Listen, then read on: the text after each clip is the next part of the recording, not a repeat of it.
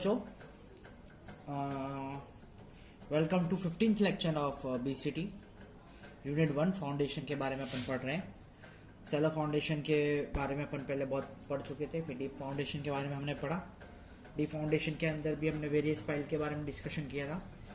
इससे पहले वाले लेक्चर्स में हमने 4 पाइल्स के बारे में ऑलमोस्ट डिस्कशन किया था, steel pile, sand pile and क्या बोलते हैं रिकास्ट पाइल्स, इन सब के बारे में हमने कल इससे पहले वाले लेक्चर में डिस्कस किया था। और मैंने बोला था कि हम टिम्बर पाइल से स्टार्ट करेंगे हमारा लेक्चर।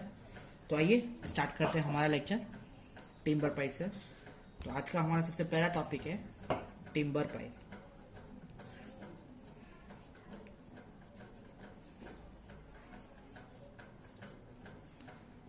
अब टिम्बर पाइल्स क्या होती हैं? तो जो टिम्बर्स हैं वो किससे प्रिपेयर होते हैं? ट्रंक्स ऑफ ट्रीज से। तो टिम्बर पाइल्स हैं वो किससे प्रिपेयर होती हैं?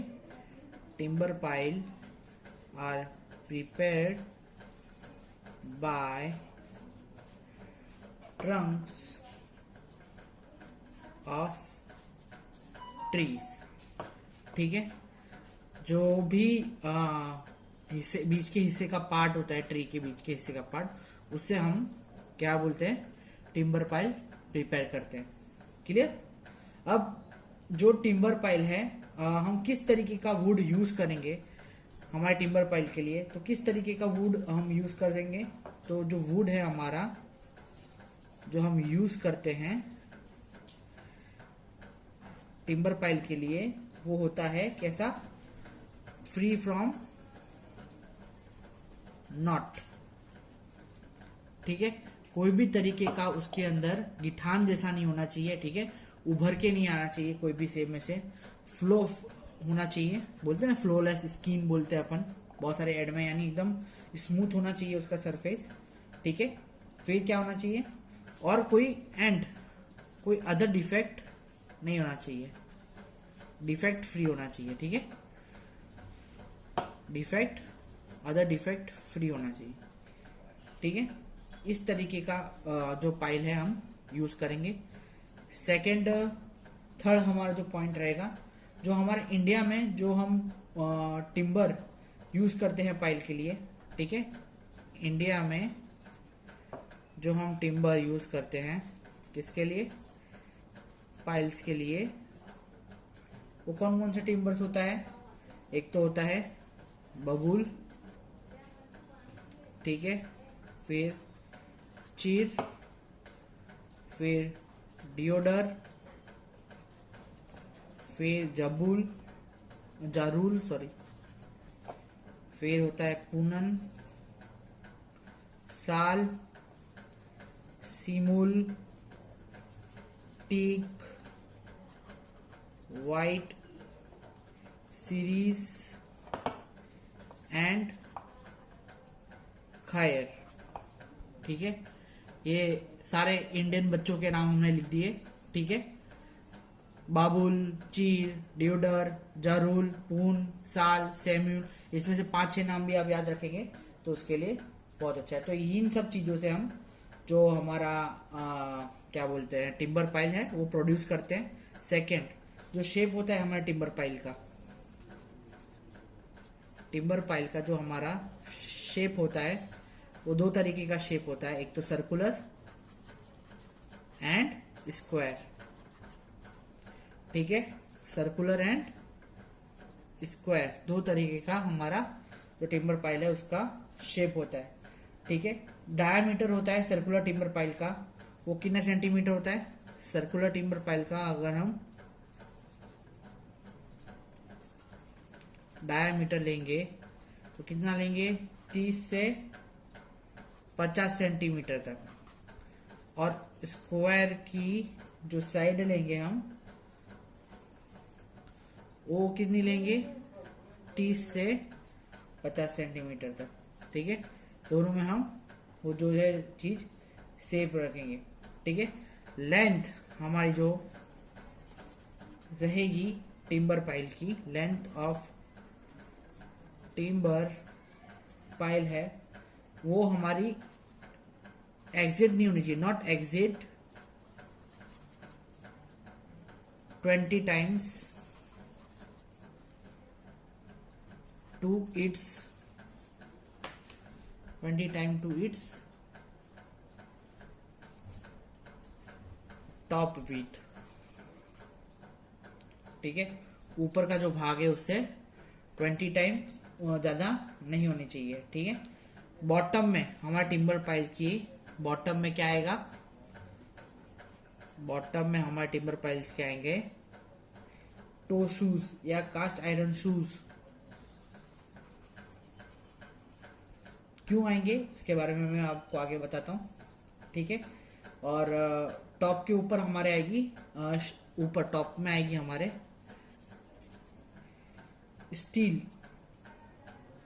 स्टील शीट आएगी, ठीक है। टॉप पे हमारी क्या आएगी, स्टील प्लेट आएगी जो कि फिक्स रहेगी,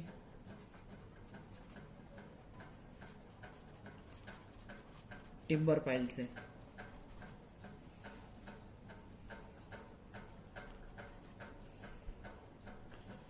ठीक है। और जो इसके क्या बोलते हैं, हमारा टिम्बर पाइल यूज कर रहे हैं तो हम उसके अंदर क्या डालेंगे, सॉल्यूशन भी डाल के रखेंगे, ठीक है, जिससे उसको अच्छी तरीके से ट्रीट करके रखेंगे, जिससे उसके अंदर हमारे टर्मरेट्स ना लग जाए, क्या बोलते हैं उसको, दीमक ना लग जाए हमारे पाइल्स के ऊपर, तो इसका भी हम ख्याल रखेंगे, ठीक है। तो ये होती है हमारे टिम्बर पाइल्स के बारे में जो मैंने आपको सूचना दे दी। ये है, हमको ज़रूरत पड़ती है टिम्बर पाइल्स की कहाँ पे, जहाँ पे हमको छोटा वर्क है, ठीक है, ज़्यादा बड़ा वर्क नहीं है हमारे लिए, वहाँ पे हम टिम्बर पाइल्स यूज़ करेंगे। ज़्यादा लोड बेयरिंग स्ट्रक्चर ज़्यादा नहीं है, मतलब उस पर जो लाइव लोड है ज़्यादा नहीं लगने वाला है, वहाँ पे हम टिम्बर पाइल का इस्तेमाल, जैसे कि आप यहाँ पे देख सकते हैं टिम्बर पाइल्स, इस तरीके की टिम्बर पाइल्स। आपने अगर वेलकम फिल्म देखी है तो वेलकम के अंदर टिम्बर पाइल्स यूज़ करी थी, ठीक है। वो जो उनका आउट हाउस था जब लास्ट में फाइट होती है, वहाँ पे उन लोगों ने टिम्बर पाइल यूज़ करी थी, ठीक है। फिर इस तरीके का वुडन पाइल स्क्वायर में मैंने बताया ना, तो स्क्वायर में इस तरीके से होता है, शूज़ यहाँ पे प्रोवाइड किया होता है, ठीक है। मैं बताता हूँ ये नीचे आयरन शूज़ क्यों प्रोवाइड किया हुआ है।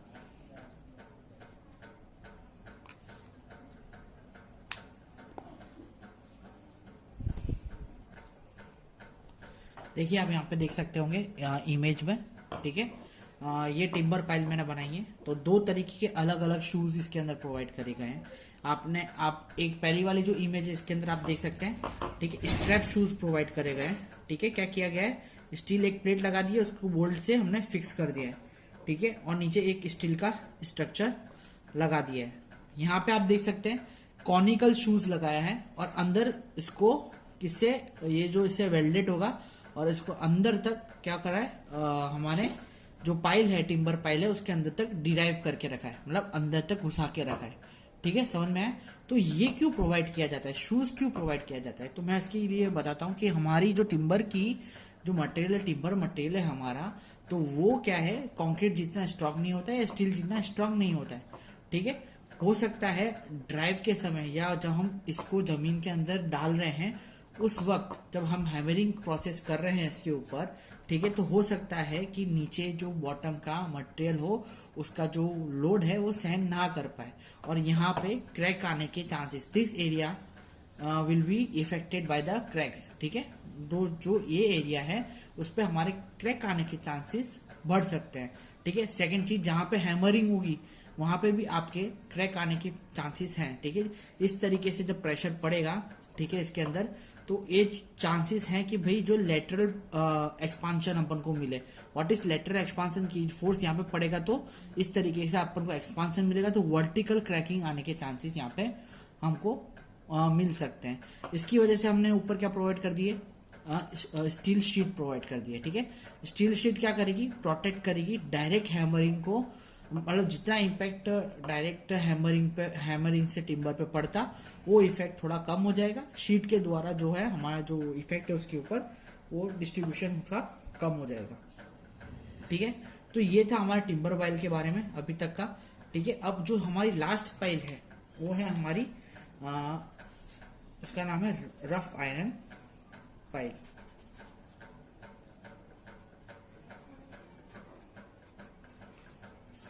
ठीक है, रफ आयरन पाइल्स क्या होती है उसके बारे में अपन जनरली जो रफ आयरन पाइल होती हैं वो सॉलिड से बनती हैं। ठीक है, the piles are generally made solid. ठीक है, मतलब एकदम सॉलिड बनती हैं। Piles are generally made solid. ठीक है, हॉलो नहीं रहती हैं, सॉलिड रहती हैं।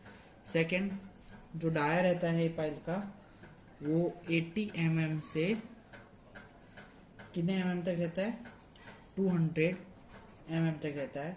और जो लेंथ रहती है ये पाइल की, एंड लेंथ जो रहती है ये पाइल की वो रहती है 4 to 6 मीटर तक। ठीक है, जो ये पाइल्स हैं कहाँ पे सूटेबल्स रहती हैं, तो लेंथिंग एंड सिंकिंग में जो ये पाइल है सूटेबिलिटी है इसकी कहाँ पे रहती है, जहाँ पे अपन को लेंथिंग मतलब लंबी पाइल की ज़रूरत है और सिंकिंग करनी है पाइल को, वहाँ पे हमको ये पाइल्स की ज़रूरत पड़ती है।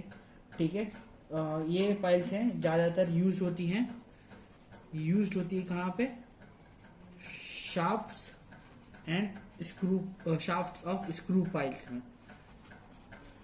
ठीक है, हमको शाफ्ट चाहिए स्क्रू पाइल में तो वहाँ पे भी अपन ये यूज़ कर सकते हैं। ठीक है, जो ये पाइल्स हैं are most suitable for use in under sea water. ठीक है, सूटेबल है किसके लिए, सी वाटर के लिए।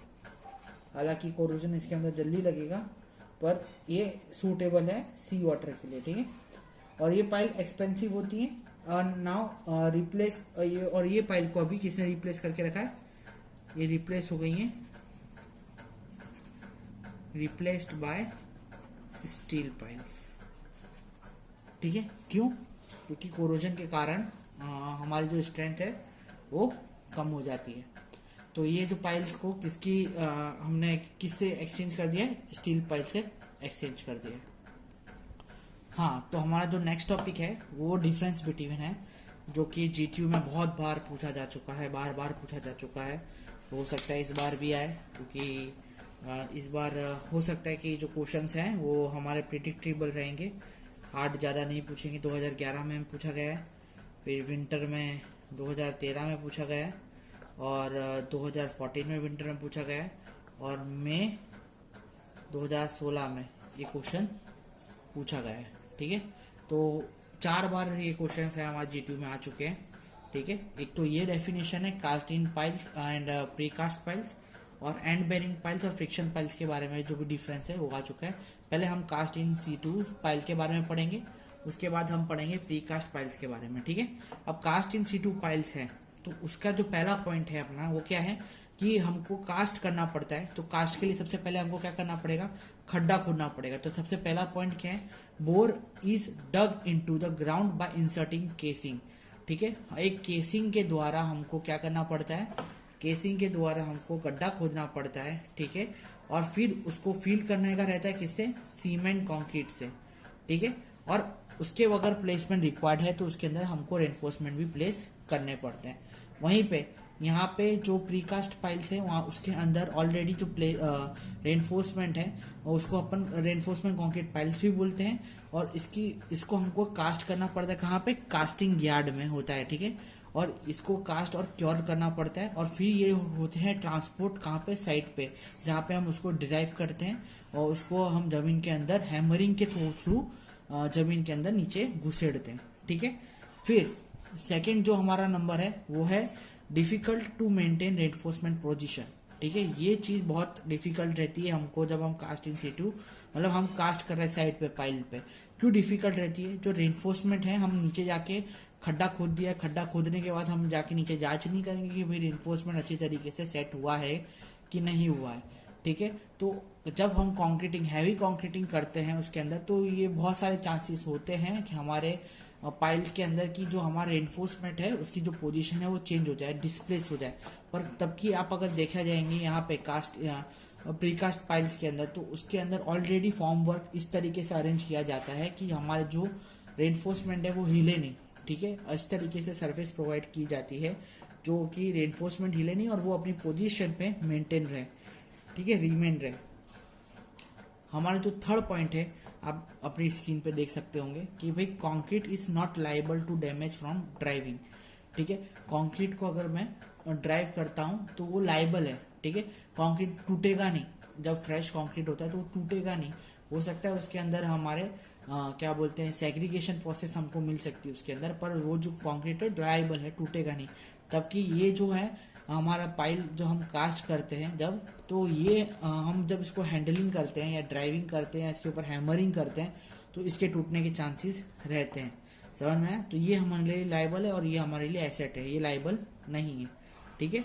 Extra reinforcement are not required, ठीक है। इसको हैंडलिंग करने के लिए, ठीक है, मेरे को कहीं इसको हैंडल नहीं करना है, ठीक है, इसको कहीं पे वो साइड पे उतारना नहीं है या क्या बोलते हैं साइड पे उतार के इसको सीधा करके उसको हैमरिंग प्रोसेस से अंदर ड्राइव नहीं करना है। तो इसके अंदर क्या रहेगा, हमें को जो रेनफोर्समेंट है वो कम रिक्वायरमेंट रहेंगे। यहाँ पे मेरे को एक्स्ट्रा रेनफोर्समेंट की रिक्वायरमेंट रहने वाली है, ठीक है। जो इसकी ट्रांसपोर्टेशन कॉस्ट है, क्योंकि मैं साइड पे ड्राइव कर रहा हूँ इसको, ठीक है, तो इसकी जो ट्रांसपोर्टेशन कॉस्ट रहेगी वो नील रहेगी, ठीक है, जीरो रहेगी। और इसकी जो ट्रांसपोर्टेशन कॉस्ट है वो हाई रहेगी। क्यों हाई रहेगी? क्योंकि ये जो पाइल है बहुत हैवी पाइल्स होती हैं। सबसे पहले इसका जो हैंडलिंग चार्ज लगेगा, ठीक है, हैंडलिंग चार्ज के बाद इसका क्या बोलते हैं हमको सेकेंड, हमको ये हम दिन में नहीं ले जा सकते, इसको रात में ले जाएंगे, ठीक है, तो उसका अलग से चार्ज ज़्यादा लगेगा। तो जो इसका ट्रांसपोर्टेशन कॉस्ट है हमारी पाइल का वो बहुत ज़्यादा रहता है, ठीक है, जैसे कि आप अपनी पूरी स्क्रीन में देख सकते हैं। एक और बात, ये जो मैं यहाँ पे पॉइंट्स लिखता हूँ ये बहुत पॉइंट टू पॉइंट लिखता हूँ, ठीक है। इसकी जो नोट्स है, ऐसा होगा तो मैं क्या करूँगा, आरपी रेठिलिया की अगर आपके पास बुक नहीं अवेलेबल आएगी तो मैं जो जो टॉपिक्स कवर करता रहूँगा, जो जो टॉपिक मुझे लगता है आपको पढ़ना चाहिए आरपी रेठिलिया में से, तो वो टॉपिक के मैं स्कैन करके फ़ोटो इसके साथ अटैच कर दूंगा, ठीक है। तो आप वो वहाँ से भी एसेस कर सकते हैं। और यहाँ से भी अगर आपको पॉइंट टू पॉइंट आंसर चाहिए, पॉइंट टू पॉइंट समझना है, अपने एग्जाम के लिए नोट्स बनानी है, तो ये हम जो मैं जिस तरीके से पढ़ा रहा हूँ वो चीज़ बेस्ट है। आपको इजीली यहाँ पे ये चीज़ याद रह जाएगी अपने एग्जाम के लिए, ठीक है। चलिए अब आगे बढ़ते हैं, एंड बेरिंग पाइल्स के बारे में और फ्रिक्शन पाइल्स के बारे में अपन पढ़ते हैं। नाउ जो नेक्स्ट हमारा डिफरेंस बिटवीन है उसका नाम है end bearing piles and friction piles. तो एंड बेरिंग पाइल्स क्या होती है? तो load carrying capacity from resistance of the stratum at the toe of the piles which is known as end bearing piles. यानी आप ये इमेज यहाँ पे देख सकते हैं, ठीक है। इसकी इमेज के अंदर क्या दिया है, तो मेरे को ये जो पाइल है इसको मैं कहाँ तक ड्राइव करूँगा, जहाँ तक यहाँ पे मेरा हार्ड स्ट्रेटा है, ठीक है। तो ये जो पाइल है इसको कहाँ तक ड्राइव करूँगा, जब तक मेरा हार्ड स्ट्रेटा यहाँ पे रीच नहीं कर जाएगा, ठीक है। तो ये जो पाइल है इसको मैं एज अ पिलर यूज करूंगा मेरे कंस्ट्रक्शन के ऊपर, ठीक है। सुपर स्ट्रक्चर इसके ऊपर मैं कंस्ट्रक्ट कर सकता हूँ, ठीक है। तो इसकी जो लोड कैरिंग कैपेसिटी है वो कहाँ पे जाएगी, एंड ऑफ द पाइल पे मेरे को यहाँ पे मिलेगी, ठीक है। इसलिए इसको अपन क्या बोलते हैं, एंड बेरिंग पाइल्स, ठीक है। क्योंकि जो हमारा एंड है पाइल का, जो हमारा एंड है वो बेयर कर रहा है सारा का सारा लोड, तो इसलिए ये पाइल का नाम क्या है, एंड बेरिंग पाइल्स। समझ में आया आप लोगों को? तो इस तरीके से इसका जो मैकेनिज्म है वो काम करता है। सेकंड जो इसका पॉइंट है, जो पाइल हम कब तक डिराइव अंदर तक डालते रहेंगे, जब तक हमको वो हार्ड स्ट्रेटा नहीं मिल जाता, ठीक है। हम इसको ऐसे ही रेस्ट नहीं करवा सकते बाहर, ठीक है। जब तक हमको हार्ड स्ट्रेटा नहीं मिल जाता तब तक ये पाइल को हम ड्राइव करेंगे, और इसीलिए ये पाइल वहीं पे ड्राइव होगी जहाँ पे हमको सॉफ्ट सॉइल मिलेगा। पर सॉफ्ट सॉइल के नीचे हमारे यहाँ पे हमको ऐसा अंदाजा है कि भाई हार्ड स्ट्रेटा है तो हम ये वाली पाइल डालेंगे, ठीक है। वरना हम क्या करेंगे फ्रिक्शन पाइल का यूज करेंगे, ठीक है। फ्रिक्शन पाइल क्या करती है, तो उसकी जो लोड कैरिंग कैपेसिटी है ऑब्टेंड होती कहाँ पे, स्किन पे, मतलब जो हमारी ये आप यहाँ पे स्किन देख सकते हैं पाइल की, यहाँ पे हमारी जो लोड कैरिंग कैपेसिटी है जनरेट होगी। कैसे जनरेट होगी, तो इसकी जो स्किन रहेगी, ये जो पाइल की स्किन रहेगी बाहर की, उसको हम रफ कर देंगे, ठीक है। उसको हम रफ बनाएंगे या उसके ऊपर हम छेद कर देंगे कि जिसकी वजह से जो हमारी सॉइल की कैपेसिटी है, सॉइल का जो फ्रिक्शन है और दोनों सॉइल और पाइल का फ्रिक्शन है अच्छी तरीके से मैच खा पाए, और जो पाइल है अपना जो लोड है एंड यहाँ तक आते आते जो पाइल का लोड है वो कहाँ पर डिस्ट्रीब्यूट हो जाए, पाइल की साइड पे डिस्ट्रीब्यूट हो जाए। ठीक है, तो ये जो पाइल है वो does not reach to the impermeable layer. इसको हम सम मतलब इसको जहां तक हम मैक्सिमम इसकी जो डेप्थ है जहां तक ये पाइल जा सकती है वहां तक हम इसको डिराइव करेंगे। ठीक है, वहां उतनी डेप्थ तक हम इसको पाइल को डिराइव करेंगे यानी नीचे तक डालेंगे, और जब हम उसको नीचे डाल देंगे तो क्या होगा, जो इसका जो साइड है वो जो एंड पे जो प्रेशर आने वाला है उसको पार्शली डिस्ट्रीब्यूट कर देगी यानी आधा कर देगी। ठीक है, अब जैसे ही उसको आधा कर दिया तो जो एंड पे प्रेशर कम पड़ेगा तो ऑटोमेटिकली जो पाइल है उसको अच्छी तरीके से बेर कर पाएगी। हालांकि जो पाइल है आप बड़ी बड़ी जगह पे ये पाइल को यूज नहीं कर सकते क्योंकि हमको इसका क्या बोलते हैं स्ट्रेटम मिला नहीं है, हार्ड स्ट्रेटम मिला नहीं है, जिससे हो सकता है भविष्य में ये पाइल नीचे धंस जाए। तो हार्ड मतलब ज़्यादा हमको अगर बिग कंस्ट्रक्शन करना है तो ये पाइल हम ज़्यादा सूटेबल नहीं है। ठीक है, तो ये जो पाइल्स के बारे में आज हमने पढ़ा है, इसके बाद हम जो पढ़ने वाले हैं नॉन बेयरिंग पाइल्स क्या होती है उसके बारे में हम थोड़ा कॉन्सेंट्रेट करेंगे कि भाई नॉन बेयरिंग पाइल्स क्या होती है, और अंडर रिम पाइल्स के बारे में पढ़ेंगे।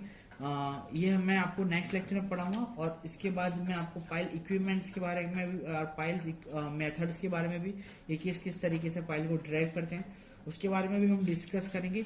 ठीक है, और फिर लास्ट जो हमारा टॉपिक रहेगा cause of failure of the pile, मतलब पाइल किस तरीके से फेल होती है उसके बारे में भी हम थोड़ा डिस्कशन करेंगे। आज का सेशन हम यहीं तक ही रखते हैं, नेक्स्ट सेशन में मिलते हैं हम नए टॉपिक के साथ। तब तक के लिए कोई भी प्रॉब्लम हो तो आप मुझे फ़ोन करिए, मीटिंग में अगर मैं होता हूं तो मीटिंग में आप मेरे से क्वेश्चन पूछ सकते हैं, वरना पर्सनली तो आप मुझे कभी भी कॉल्स कर सकते हैं या मैसेज कर सकते हैं। ठीक है, तो कोई भी तकलीफ हो तो प्लीज़ कॉल मी। तब तक के लिए शुक्रिया। लेक्चर्स देखते रहिए रेगुलर, असाइनमेंट इसके मिल जाएंगे जल्दी। अभी मैं फ्री नहीं पढ़ रहा हूँ, इकट्ठे असाइनमेंट दूंगा तो तैयार रहना, आपको शायद इकट्ठा लोड आ सकता है। ठीक है, तब तक के लिए शुक्रिया, सब खैर, बाय बाय, और आप बाकी सबके लेक्चर्स भी देखते रहिए। Thank you.